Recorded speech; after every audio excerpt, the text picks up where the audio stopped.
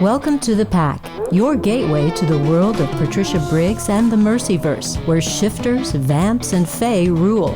Magic hums just beneath the surface, and danger is always one heartbeat away.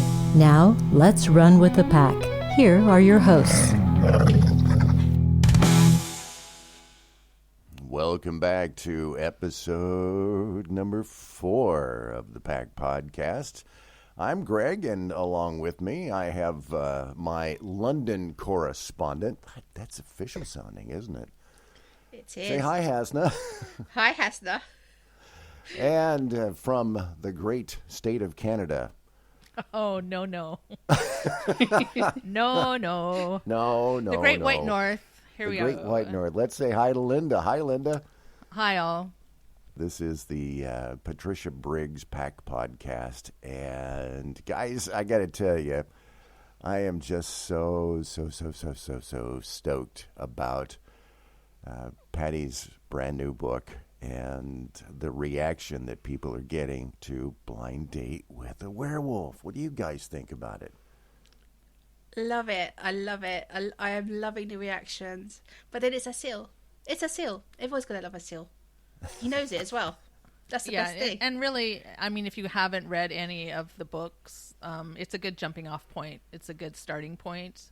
I mean, it's not like a one shot. There's still some lore, but it's a really fun place to start the Mercyverse if you haven't started already. I agree. If you were here in the kind of Pacific Northwest, West Coast, and into Colorado here in the United States, you maybe had an opportunity this last week to go to one of the book signings that Patty was having. And I popped into the local one here at Adventures Underground, and I just gave them a shout out. So they should love me forever for that. And what a great crowd. What a great crowd of folks. Adventures is not really set up to do, like big room, where everybody sits and watches and talks and that kind of. They're not really set up to do that. But we had a huge crowd and popped in and said hi and wound up getting a picture with Patty. And it was an awful lot of fun. And you guys have been seeing the posts on social media, right? And a lot of people people just love it. Yeah. If you have the chance, it's like, go and see. It's always a fun time. Like right now, there's a signing tomorrow at Third Place Books, but it's too late by the time this airs. So, but if you do get a chance to see Patty at a signing, it'll be great. It's great. She's she's so nice, and she could, if you're lucky enough to attend a question and answer session, it's even better. Yeah, I have gone to so many signings over the years, and authors that are of the caliber of Patty, so many times, they're very impolite, they're very impersonal. It's, just give me the book, let me sign it, Oh, you want your name Bob in there? Okay, Bob, and, next. No, she'll make sure that she'll sign your books. Oh. Like, I've seen people asking, can I bring in, like, a whole bunch of books, even under limit, maybe about 3? If you could just queue back right at the end or wait till the signing ends, she will sign anything, honestly. Well, and she'll stay for hours after. Yeah, exactly. She will. Last person, out in the parking lot, I've actually seen her, signing things, which is pretty crazy. So I did have a chance. Not a lot of authors would do that. No, they just won't. I had a chance while I was there to have a brief conversation with some of the folks, and I took my little mobile recorder with me, and this is what some of the folks had to say about why they like Patricia Briggs.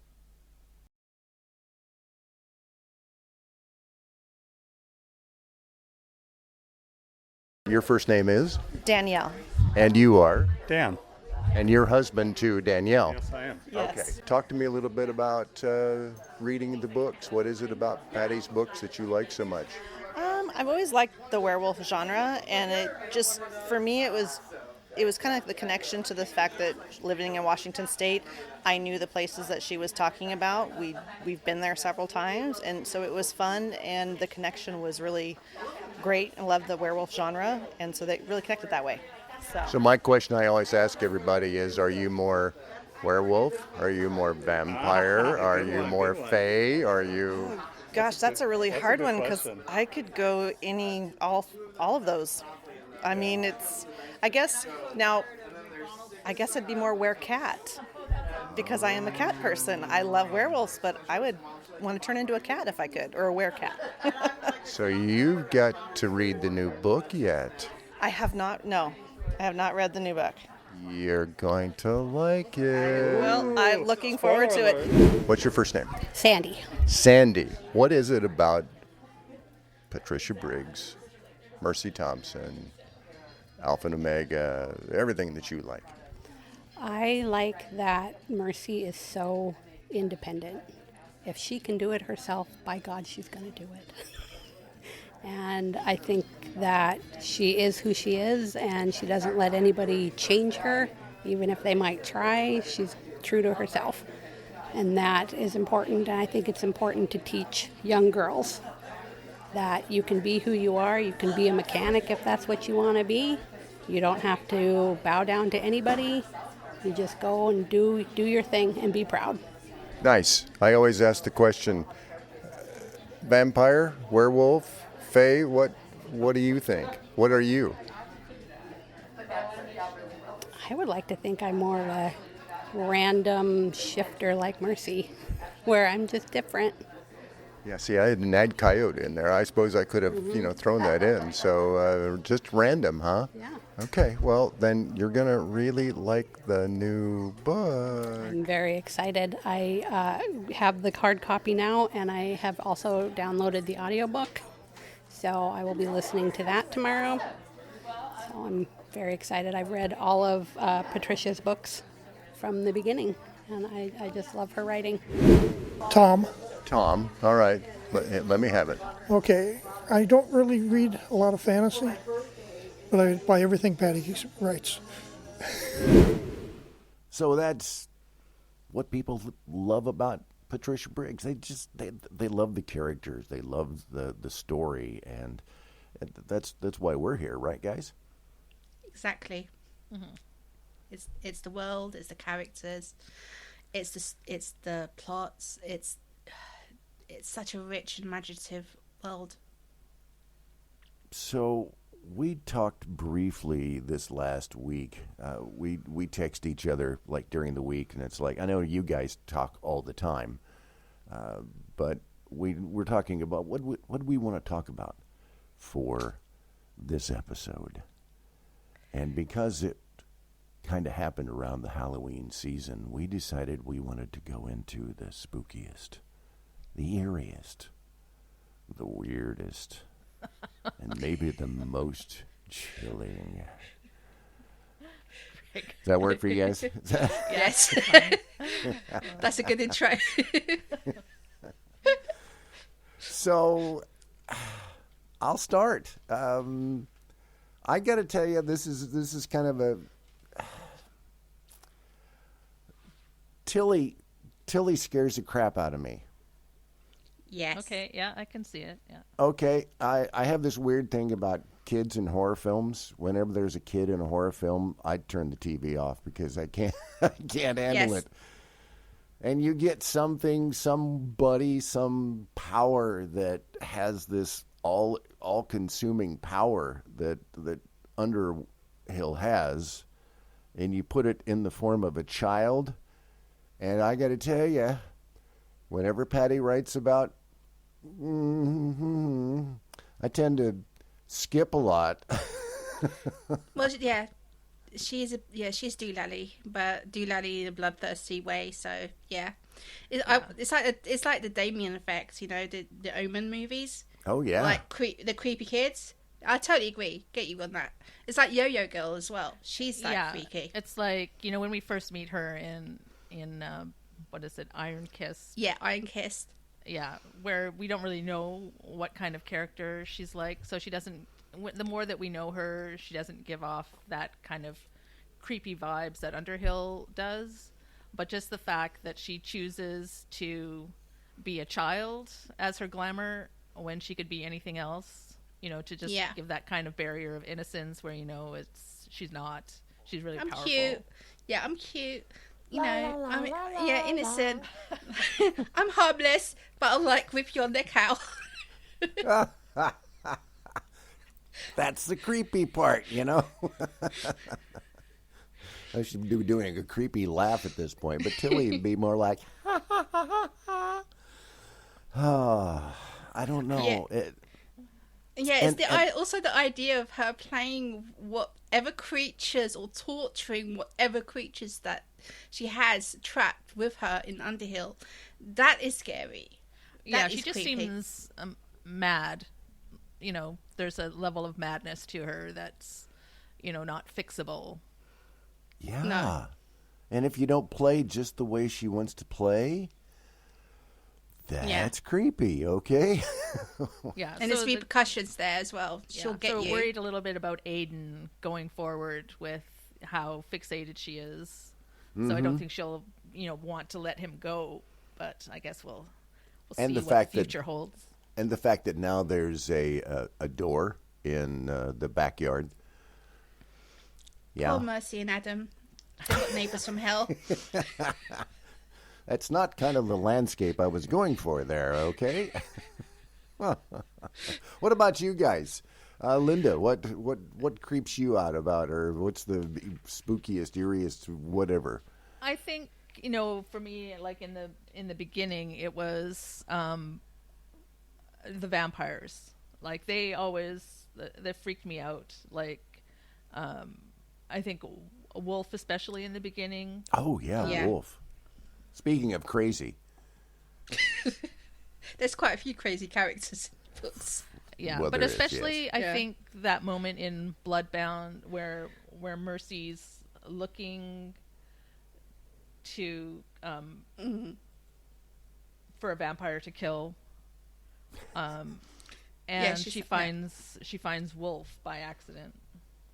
That scene, when he's crawling up at the basement. It's always the basements. But when he's crawling up the stairs and he's like, you're in the wrong place. And she's like, oh. Yeah. But also Littleton. Littleton scares me. Like the idea of a demon-possessed vampire is just beyond creepy. Like not only you got a vampire, but you've also have a demon possessing the vampire, and that combination is really, really scary. And that scene where he basically tries to invade her trailer and he's like basically mentally torturing her, and she's shooting at him and he's scratching his fangs on the window. That is a really, really chilling scene. Yeah, it reminded me of Salem's Lot. Yeah. So, when they're trying to get in, but and just the fact that Andre, thought I'm going to control this demon, this vampire who's controlled by a demon, and then ends up being his puppet, and that whole idea. Yeah, that whole idea of monster being controlled by other monster, I'd never heard that before. I'd never seen that kind of a twist in a book until I started reading, some of these things that Patty's come up with. And I guess maybe the question I should ask her is, what kind of twisted childhood did you have, Patty? Is it too much Grimm's fairy tales? Yes, I agree. Original Grimm's. Grimm's. It's the original Grimm's. This is not the pretty fairy boys with the pointy ears and like the shadow daddies. No. This is like the scary, eerie, creepy creatures that will basically lurch in the dark to haunt you. This is not. Is there? It's the things from nightmares. Is there? And I know what you just said it. I think Hasna about vampire. One of you guys said it about vampires that kind of creeped you out. I'm not a huge vampire kind of guy. I do much more go for the werewolfy kind of thing. But speaking of crazy characters, I look at Bonerata and think, here's a guy that's he's ages and ages old, and doesn't really care anymore. Doesn't get, his most exciting thing is to get some new, plaything, and that does kind of creep me out. Wolf obviously creeps me out from the vampire perspective, just because he's crazy, and that's. Go ahead. Sorry, I think it's more disturbing because he's not that crazy anymore, so we don't know what to expect from him. But like you said, Bonarata has ramped up to be, I think, one of the more disturbing vampires in this series. Yeah, I agree. It's almost like he did a facade when we first meet him in Silence Fallen, where it's like, oh, I'm this gentlemanly figure. I'm not. I'm dangerous, but I'm not crazy or anything like that. But I'm just old. Yeah. But he's basically an onion, and once you peel the onion, he's darkly ambitious. He's very manipulative, and unhinged. Yeah, it's unhinged. Yeah, and he's got an agenda. I don't know, but there's something there which I kind of suspect that in some ways, it's not good. Yeah, it's not good. Yeah. And I think, there was I think there's a repercussion. I think in Soul Taken as well, where he touched the artifact and it didn't affect him, and I think that's a big sign where this is not normal in terms of like this is a person that you have to be scared of. There's a little tease, and we don't want to get into any spoilers at this point, but there is a little tease in Blind Date that we haven't seen the last in any way, shape, or form of him. So one of the other characters that bothered me, and you just touched on it, Hasna, from Soul Taken, was the Harvester. And this whole idea that, this was a movie character, horror character that sort of came to life. But that kind of thing always kind of bothers me. What's quite there in the shadow?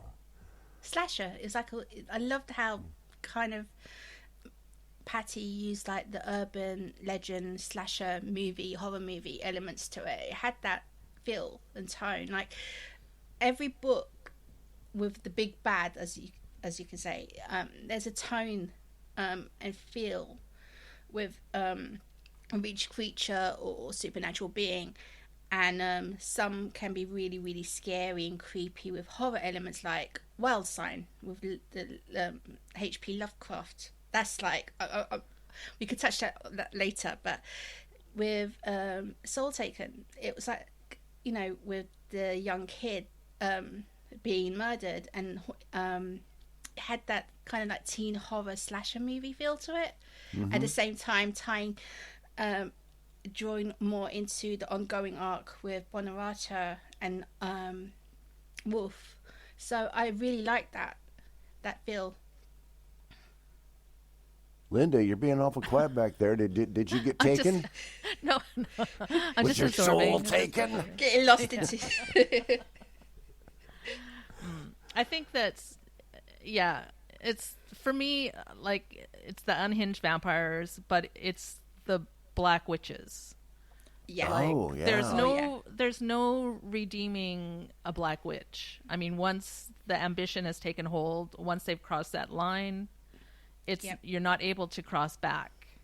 So, I mean, we see that, I think, in Fair Game with Hallie, that black witch, where her sister was killed. They were white witches, and her sister was killed by eaten, I guess, basically for her power by a black witch. And so Hallie chose to become a black witch, and she's in a relationship with Isaac, and Isaac's just a fool to be in a relationship with this black witch. But I'd never seen that kind of.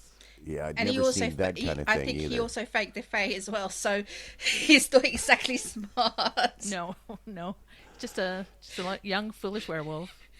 Yeah, I'd never seen that kind of thing either, where a there was varying degrees. I understand, the witch community, the pagan community, where there's varying levels of that. But I've never seen that idea that Patty came up with of, black witches acquiring power through, the destruction of others, and that's pretty creepy in of itself. That's what I like. It's because it's a balance. Like with the witches, in order for you to be a black witch, you have to cause pain onto others to feed on that.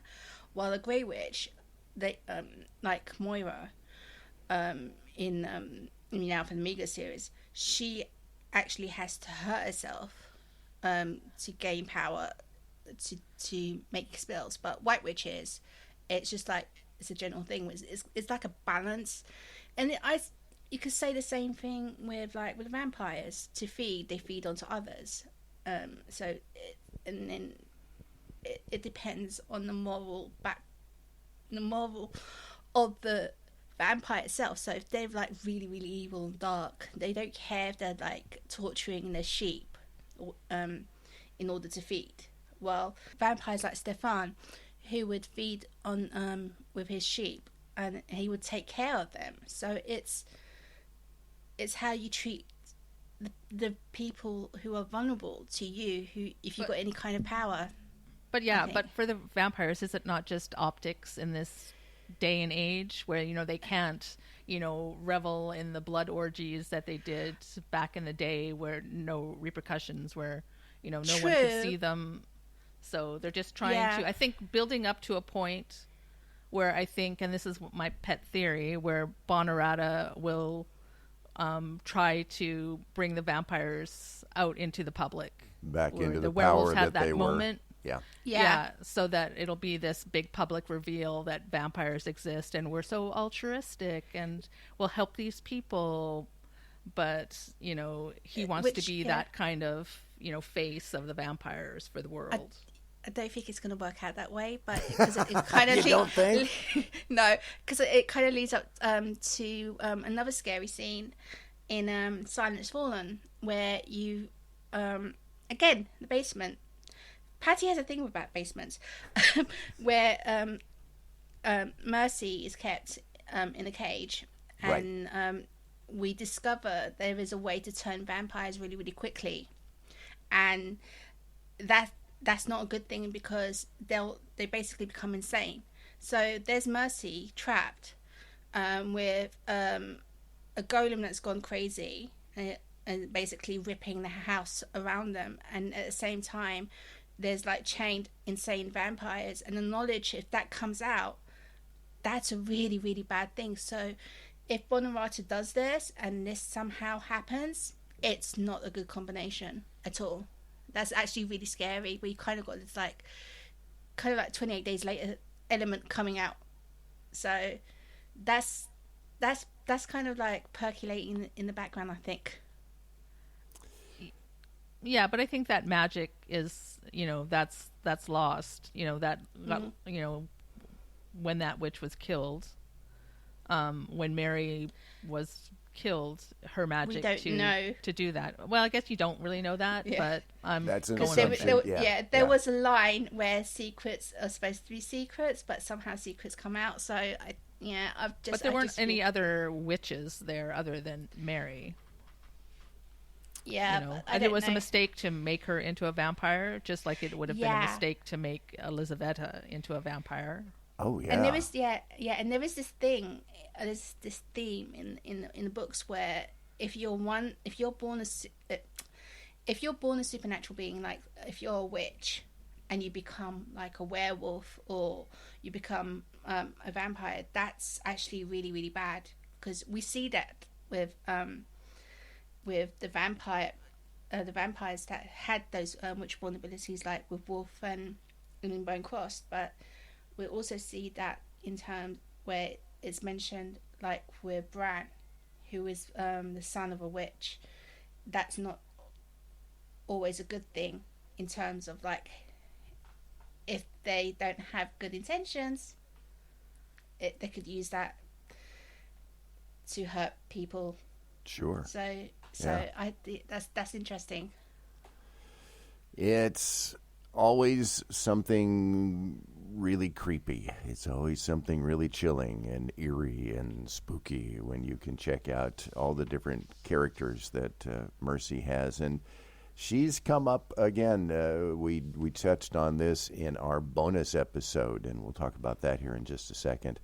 There's a new player that is probably going to wind up getting a lot of ink, so to speak. And I'm looking forward to seeing what happens with the new characters, the new shapeshifters that she has introduced in Blind Date with a Werewolf. See what happens with that. Yeah, that'd be really interesting. Yeah, I agree. Yeah. It's it's a lot of potential for the Mercyverse going forward with that. Oh yeah, and a lovely kind of twist. Speaking of bonus episode, I wanted to throw this out to folks real quick that if you're listening to us and don't know what that is, be sure and go over to Patreon. And if you pop into one of the different levels that we have, one of the 4 different paid levels over there, you can check out the bonus episode, the spoiler episode of Blind Date with a Werewolf. And, we have had a lot of people join here in this last month. And I want to give a quick shout out to some of those folks. And if I booger your name here, I apologize. A lot of people have, they're not names like Greg. So there's Alicia Whitmill, there's Judith, there's Donica Fortin, AZV Akazi, Sari Berkowitz, Pam Peckinpah, Sandy, Jody Israel, Cheyenne, Tabitha Smith, Kathleen Eris, Antonio Gonzalez, Kirsten. I don't know how to pronounce this woman's name, but she's always on Discord, and we love chatting with her. Ilume Eltanen, Arwen Rain, Lisa T, Aubrey Rich, Lycan Queen 459. That one's easy. I can get that one. Marshall B, Kylie McGregor, and Cheryl Silvers. All thank you very much for jumping in at all the different various levels that you have with the PAC podcast. We appreciate the support. Yes, thank you so much. We do. And, we've been having some conversations over on Discord. And which one of you Linda, did you set all that up? I did, yes. Where's the best place on Discord to just jump in and start having conversations? Well, come into the welcome thread and introduce yourself. We've got a couple of threads going to talk about the podcast episodes, a place where you can talk about the Mercyverse books, somewhere where you can jump in and let us know, what you'd like to see us talk about in the future. Just come and explore. But yeah, definitely pop in, say hi. So there is one thing I want to bring up about your area where you live.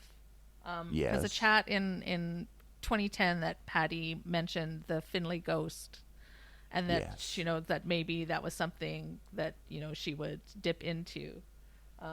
Have you been to that area? It's like I have not. The Columbia River and the Snake River crossroads. I know where that is at. As a scuba diver for years, I've been in some of those places in the water. I have not been in the Finley Ghost area, and that is something I should probably go check out.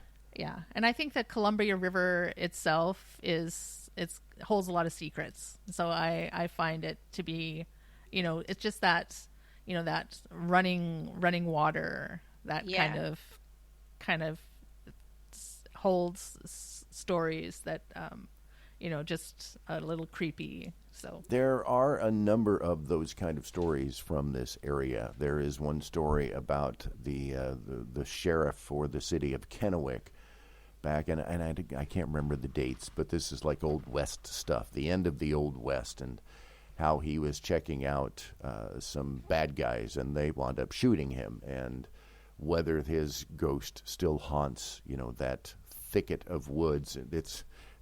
We're in one of those areas. We're high desert area here, and a thicket of woods is like 5 trees.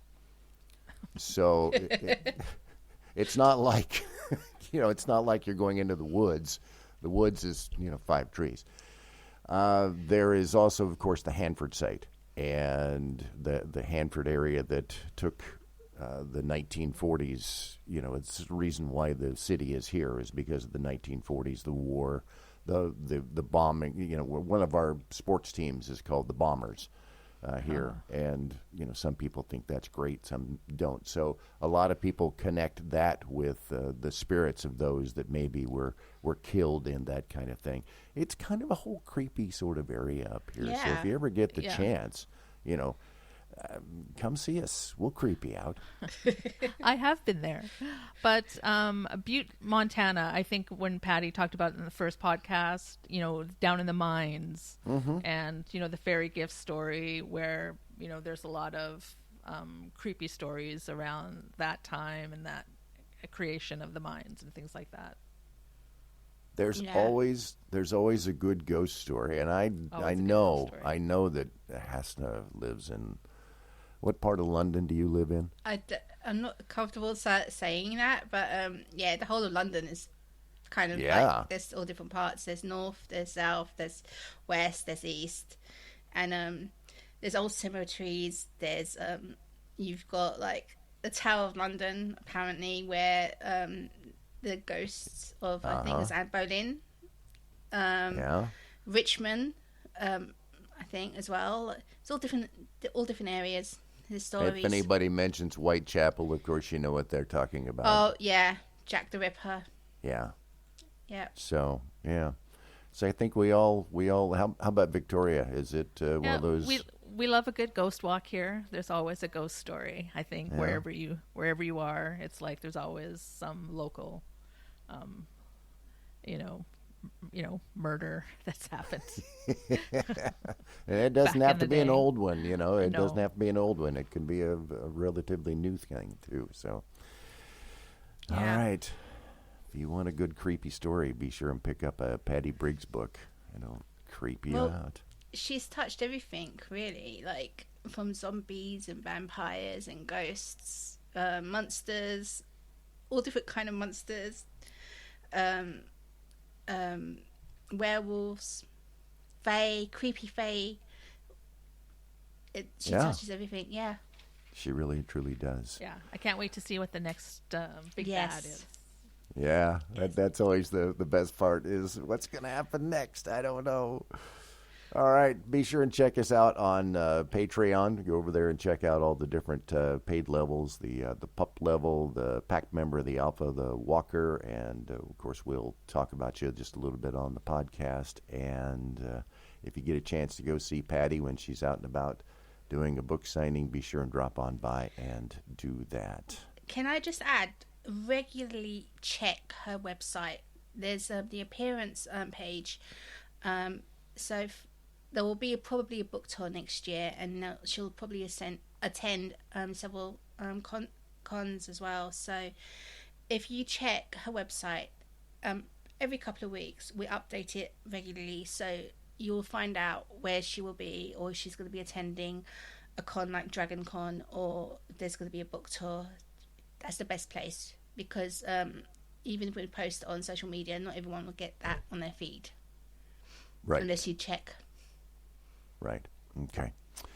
Do that. And the website is www.patriciabriggs.com. We'll do it in sync. Yeah, next time it's like 3, 2, 1. There's also a timeline on her book, on her page in the book section. So if you want to read the books in order, there's a few blog posts as well. Just explore the website. It's got a lot of information there as well. There's a lot of great stuff up there.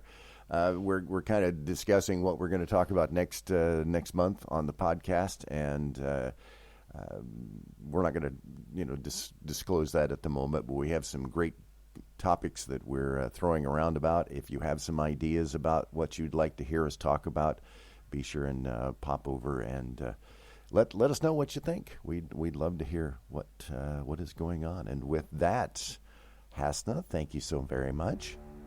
Thank you. Linda, it's always good to chat with my neighbor to the north. Always a pleasure. Always a pleasure. And with that, here we go. The shadows are stirring, and our time together has drawn to a close, at least for now. But the pack is never far away. When the moon rises again, we'll be here waiting. Thanks for running with the pack. The Pack Podcast is a Grail Productions show. Copyright 2025, Hearog Incorporated. All rights reserved.